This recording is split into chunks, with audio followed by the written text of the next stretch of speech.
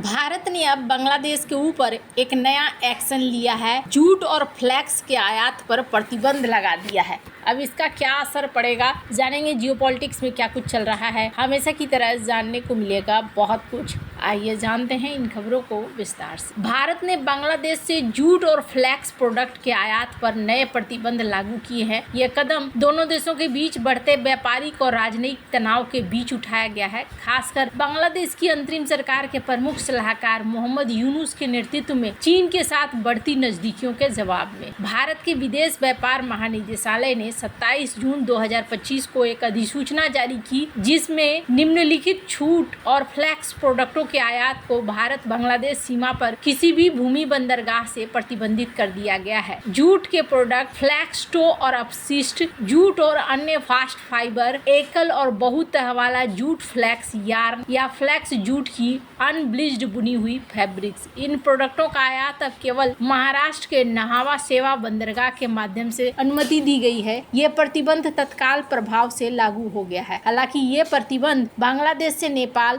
और भूटान को भारत के रास्ते होने वाले पारगमन पर लागू नहीं होगा, लेकिन इन देशों के माध्यम से इन प्रोडक्टों का भारत में पुनः निर्यात प्रतिबंधित रहेगा। भारत ने लंबे समय से बांग्लादेश द्वारा जूट और संबद्ध प्रोडक्ट पर दी जाने वाली सब्सिडी और डंपिंग की शिकायत की है। इन सस्ते आयातों ने भारत के जूट किसानों और मिलों के आय को नकारात्मक रूप से प्रभावित किया है, जिससे बेरोजगारी और प्रोडक्शन क्षमता का कम उपयोग हुआ है। बांग्लादेश ने हाल ही में भारतीय निर्यात, विशेष रूप से यार्न और चावल पर बंदरगाह प्रतिबंध कठोर निरीक्षण लागू किए हैं। उदाहरण के लिए 13 अप्रैल 2025 से बांग्लादेश ने भारतीय यार्न के आयात को भूमि बंदरगाहों के माध्यम से रोक दिया और 15 अप्रैल 2025 से हिली और बेनापोल एकीकृत जांच चौकियों के माध्यम से भारतीय चावल के आयात पर प्रतिबंध लगा दिया। भारत का ये कदम इन प्रतिबंधों का पारस्परिक जवाब है। भारत में जूट उद्योग पश्चिम बंगाल, बिहार, असम, उड़ीसा, आंध्र प्रदेश, त्रिपुरा और मेघालय जैसे राज्यों में लगभग 4 लाख श्रमिकों को रोजगार देता है। बांग्लादेश से सस्ते सब्सिडी प्राप्त आयात ने भारतीय जूट किसानों और मिलों को नुकसान पहुंचाया है, जिसके कारण भारत ने ये कदम उठाया है।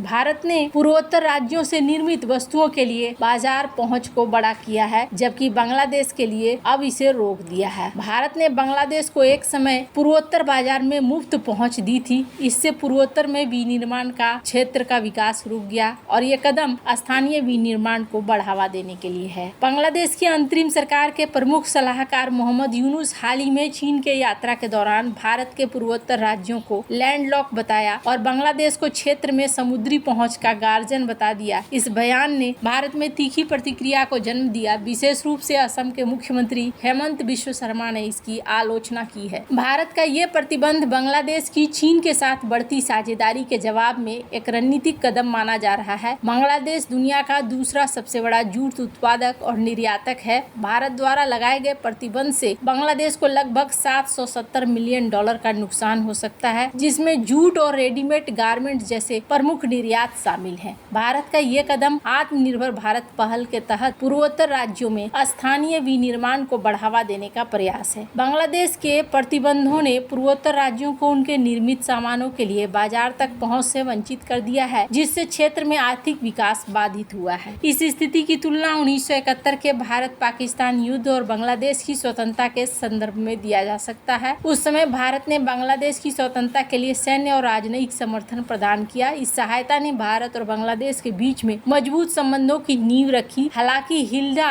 1971 के बाद दोनों देशों ने व्यापारिक और राजनयिक सहयोग को बढ़ावा दिया, जिसमें भारत ने बांग्लादेश को ड्यूटी फ्री व्यापार और अन्य आर्थिक सहायता प्रदान की। लेकिन हाल के सालों में, विशेष रूप से शेख हसीना की सरकार के अगस्त 2024 में अपदस्थ होने के बाद दोनों देशों के बीच संबंधों में तनाव बढ़ गया। बांग्लादेश की अंतरिम सरकार की नीतियों जैसे कि भारतीय निर्यात पर प्रतिबंध और चीन के साथ बढ़ती साझेदारी ने भारत को जवाबी कार्रवाई करने के लिए प्रेरित किया। 1971 में भारत ने बांग्लादेश की मदद की थी, लेकिन अब भारत अपने आर्थिक और रणनीतिक हितों की रक्षा के लिए सख्त कदम उठा रहा है, जैसा कि जूट और फ्लैक्स आयात पर प्रतिबंध में देखा जा सकता है। ये स्थिति उस समय की तुलना में अधिक आर्थिक और रणनीतिक केंद्रित है, लेकिन यह भारत की अपनी राष्ट्रीय प्राथमिकता देने की स्थिति को भी दिखलाता है, जैसा कि 1971 में स्वतंत्रता संग्राम के दौरान भी देखा गया था। मई 2025 में भारत ने बांग्लादेश से रेडीमेड गारमेंट्स और प्रोसेस्ड फूड जैसे सामानों के आयात पर समुद्री बंदरगाहों तक सीमित करने के प्रतिबंध लगाए थे। अप्रैल 2025 में भारत ने बांग्लादेश को तीसरे देशों के निर्यात के लिए भारतीय हवाई अड्डों और बंदरगाहों के माध्यम से ट्रांसशिपमेंट सुविधा समाप्त कर दी, जो दोनों देशों के बीच बढ़ते तनाव का एक और संकेत है। बांग्लादेश ने भारतीय निर्यात पर कठोर निरीक्षण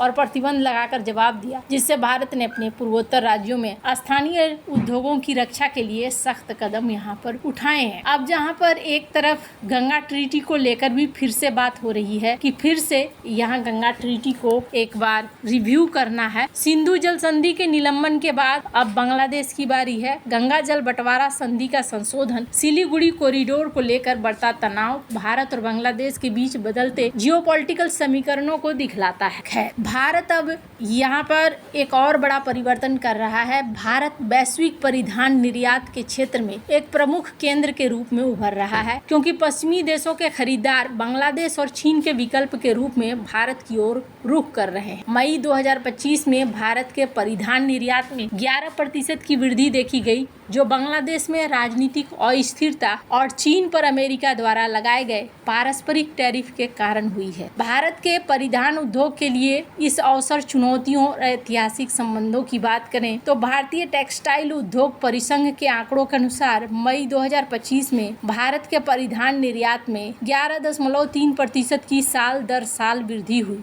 सितंबर 2024 में ये वृद्धि 17.3% और अक्टूबर 2024 में 24.35% तक पहुंच गई। इस तेजी का मुख्य कारण बांग्लादेश में शेख हसीना सरकार के अगस्त 2024 में सत्ता से हटने के बाद उत्पन्न राजनीतिक अस्थिरता और अमेरिका द्वारा चीन और बांग्लादेश जैसे देशों पर लगाए गए उच्च टैरिफ है। अमेरिका, यूरोप और अन्य विकसित देशों के खरीदार भारत को एक विश्वसनीय और स्थिर आपूर्तिकर्ता के रूप में देख रहे हैं। भारत की राजनीतिक स्थिरता, कपास आधारित परिधानों में मजबूत आपूर्ति श्रृंखला और अमेरिका में ड्यूटी डिफरेंशियल लाभ ने इसे आकर्षक बनाया है। अमेरिका भारत का सबसे बड़ा परिधान निर्यात बाजार है, जो साल 2023-24 में भारत के $36 बिलियन के कुछ टेक्सटाइल निर्यात का लगभग 28% हिस्सा लेता है। बांग्लादेश में राजनीतिक अस्थिरता और गैस संकट ने वहाँ के परिधान उद्योग को प्रभावित किया है। बांग्लादेश के परिधान निर्यात ने साल 2023 में 47 बिलियन